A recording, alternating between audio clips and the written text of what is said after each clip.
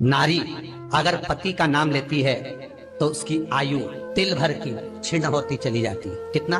तिल भर।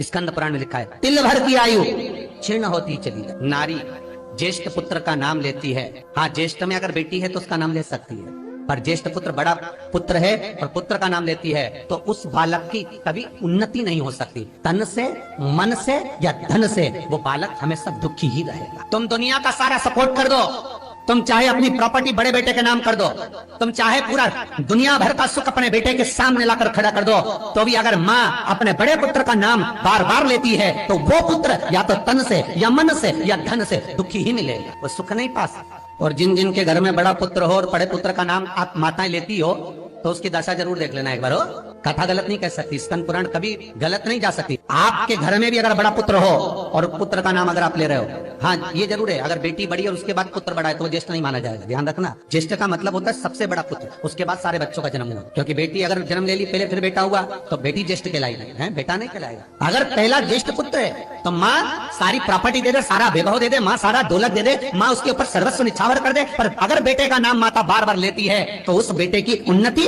तरक्की नहीं हो सकती, उसको जीवन में सुख नहीं मिल सकता, कुछ ना कुछ चीज से वो दुखी रहेगा।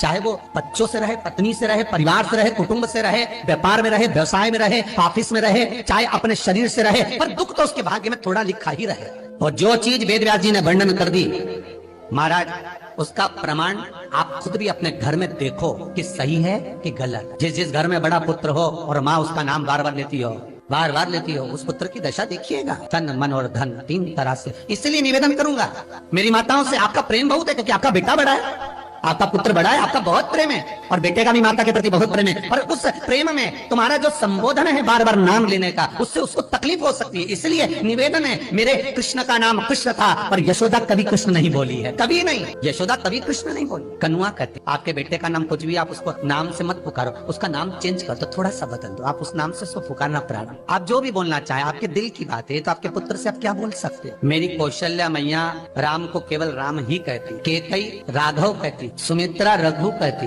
पर कौशल्या नाम नहीं बदली। और ज्येष्ठ पुत्र थे राम, बड़े हुए, वन जाना पड़ा, लौट कर आए, धोबी की वार्ता सुनकर सीता का परित्याग करना पड़ा, समय आया लक्ष्मण का त्याग करना पड़ा, और समय आया तो ये शरीर को ही सरयू में छोड़ना। कहाँ?